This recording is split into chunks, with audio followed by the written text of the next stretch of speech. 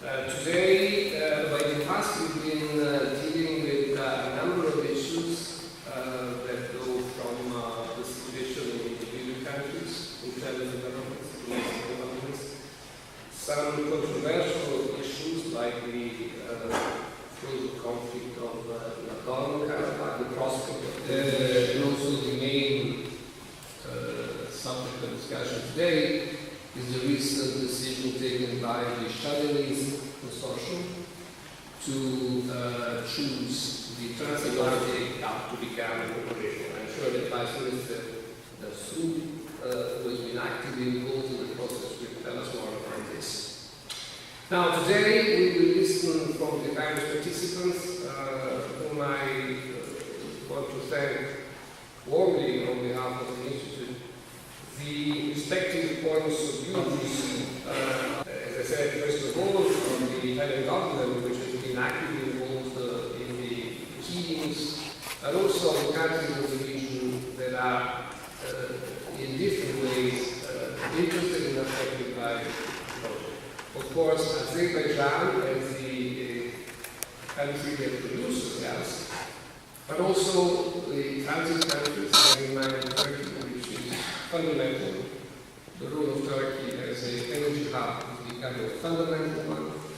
The other countries of the region, Georgia and Armenia, but also the other countries which will eventually become beneficiary of the gas supply, and having particularly in mind Greece and Albania, which have been together with Italy instrumental in the finalization of the agreement on TAP. So, finally, we will have Mr. Russo from the TAP consortium, representative in Italy, who will tell us more about the latest developments of the project. And last but not least, the point of view of the American administration, Mr. Stein, Mr. Department, whom I also thank very much. And we will know that the main supplier is Russia. So the challenge was and remains the energy diversification. This 10 years or more years of negotiations has shown, from my own perspective, at least two things. Firstly, that it's not about only the single event, but rather it is about a complex system or complex process requiring the cooperation of a set of stakeholders, including governments, international energy companies, including negotiations over the agreements, finding financing, and adapting to the changing market conditions. Secondly, I think that this decision in the second and in the following days in the House. So we will be able, as Italy, to ratify the intergovernmental agreement with Greece and Albania. As you know, the three countries interested in this part of in the TAP project, and the two countries have already ratified. As you know, the agreement. Italy is lagging a bit behind, but there is no political motivation for that, only technical delays. So with this introduction, let me introduce some topics for the discussion. Both Enel and Hera, two major gas companies, Italian ones, decided to enter these agreements. So one of the motivations behind Italy's participation in TAP is precisely the fact that we will get more gas for our market, and as you know, Italy is the third largest regulatory agency. It has been a very important one, but also from a diplomatic point of view, it has been quite right. In the end, in my view, a number of key factors combined to make it possible the selection of TAP. And let me mention some of them that we could discuss among our friends later on, the ambassadors here. First of all, I think that the strategic decision of the Azeri government taken at the highest level to sell the gas to Europe. I will leave to our friend Ambassador Sadikov to go deeper in that, but that was the fundamental premise. The decision, and that was not to be given for granted, of Mr. President Aliyev himself, I would say, to sell the gas to Europe. The second point was the determination of the European Commission to diversify energy supply routes in the interest, I would say, of energy security, the external dimension, if you wish, of our energy security policy. Here, the point is that we all verify that point. Lastly, let me put on the table, for the sake of the discussion, some other points. First of all, on the Italian perspective, I think that our motivation, our support for TAP is very. Our motivations are clear.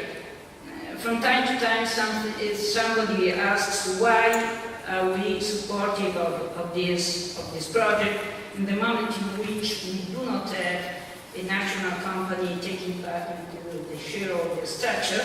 So I would like to restate the main motivations behind. First of all, we have, as the third largest market in Italy, to diversify our energy supplies, and this is a good way to do that. Second, Italy needs to reduce its energy bill to secure a reliable supply of energy and to limit the environmental impact of energy production. The price we currently pay for energy is among the highest in the world, and as we all know, is a negative constraint on our capacity to compete. This is why diversification will enhance competition and hopefully bring prices down. This new infrastructure will generate, moreover, private investments and employment opportunities. And these all are, in my view, from a security, economic point of view, enough reasons to be a fan of that and the Southern Gas Corridor. But not only, Italy can also take advantage of its unique geographical position that makes it a potential gas trading hub for the whole of Southern Europe, as envisaged, by the way, in our national energy strategy. And this is why the government has pursued a determined diplomatic action to bring the gas to Italy, supporting before the IPGI, and then it was overtaken by France, if you wish, and then granting full support to TAP. And this is why, by the way, we supported all these other agreements, both with Bulgaria and the Western Balkans. If I may, I also would like to put on the table a more general topic. I think that the future of European energy policy, and Ferdinand already introduced the topic, has to be seen against a much more general scenario. First of all, I think that the US, given the shale gas and tight oil revolution, will play a very important role in the evolution of the European market.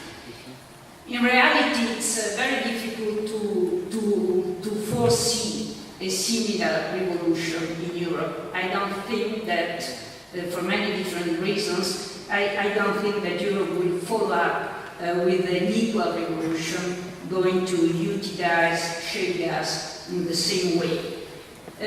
But the impact of the American Revolution in Europe will be, in any case, very strong. First of all, because the US will be able to become a net exporter of liquefied natural gas to Europe, and that in itself will change our market. So, on the one hand, the US will provide more gas to Europe, and this will change the market. On the other the differential in prices between energy in the US and in Europe will tend to play a role in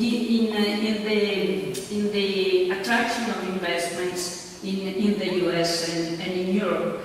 In fact, the trend of reshoring back to the United States manufacturing activities has just begun, and this could become a problem for Europe, in my view, if we are not able to introduce more competition, to build up a real energy market, and to diversify our supplies.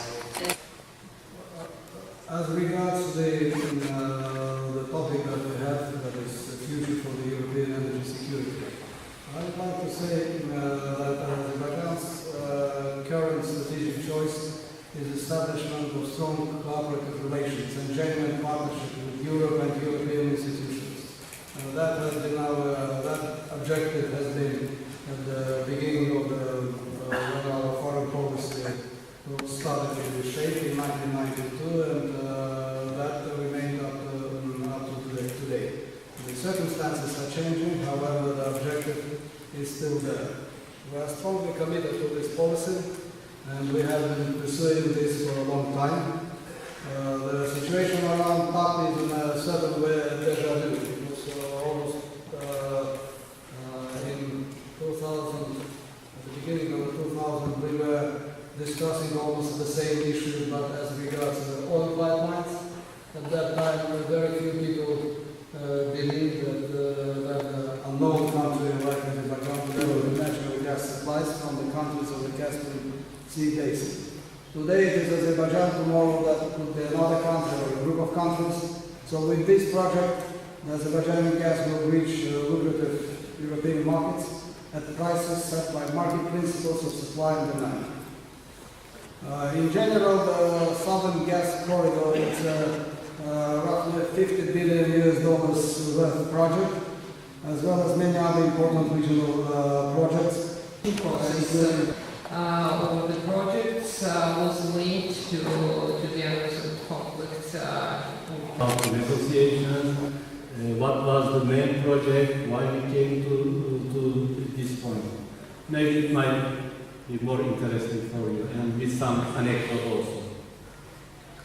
First of all, after the collapse of the Soviet Union, Turkey wanted to prevail the stability and the economic independence of the new independent states in the region, Central Asia and also Caucasus.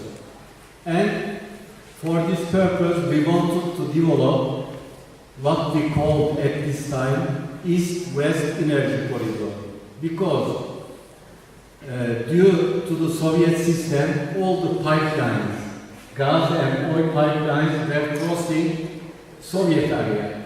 And if we were not able to find out a new route for the oil and gas resources of the newly independent states, maybe the economic independence of those states might be in danger. This was our philosophy. And then we convinced at this time Bill Clinton, who appointed Ambassador Morningstar as a Caspian energy representative. How the Azeri gas can help Europe and Greece. Now let's start from the facts. First, it's an easy one, even naive. Energy is perhaps the most strategic sector, not just for the economy, but for everyday life. We simply cannot do without it. Second, EU is a major energy consumer and the world's second largest importer. With its member countries, we import about 55% of our energy supply. That means 84 of our needs in oil and 64 of our needs in gas are covered by imports. That is, that Europe depends on the rest of the world. Fact number 3. It is true that natural gas is not the main element of its energy mix, but still, EU relies heavily on natural gas. It represents 24% of our, let's say, energy sources.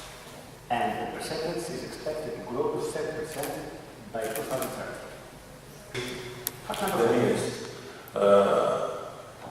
said here that is bringing a new climate in this period of the discussion on the unemployment, on the economic crisis. It's a wind of hope, but also of construction. We are speaking for first time in our countries for big projects. So, especially in Albania, since many years, so in 15 less years, we had never such a huge project of having 1 billion euros invested in our country. There have been claims by some that we had a role in the pipeline selection process. That's not the case. I think, as the Deputy Minister Dasu mentioned, we have been clear and consistent in saying we were neutral in the selection process. We supported both the Nabucco West and TAP. Either project, in our view, would provide a diversified source of gas for Europe. And ultimately, it was a commercial decision. And I'll come back to that point in a second. I should say, of course, what TAP is not. TAP is not the silver bullet in solving European energy security issues. We're talking about, for the southern border, 10 billion cubic meters, 10 BCM per year.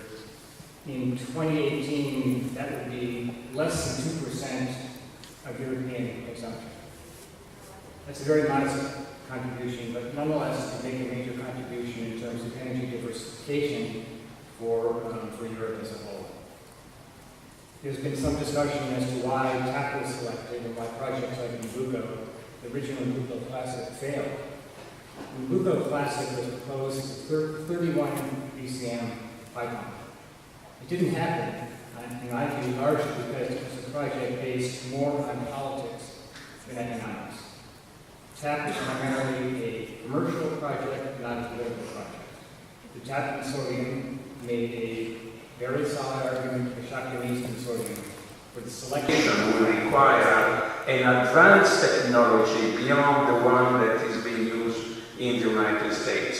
So I'm afraid that Europe is not going to be any significant producer of shale gas in the near future, maybe in the next 10 years. What the effect, I don't know whether it will be, what we can expect, that the increased supply of gas anyway will dampen prices in Europe.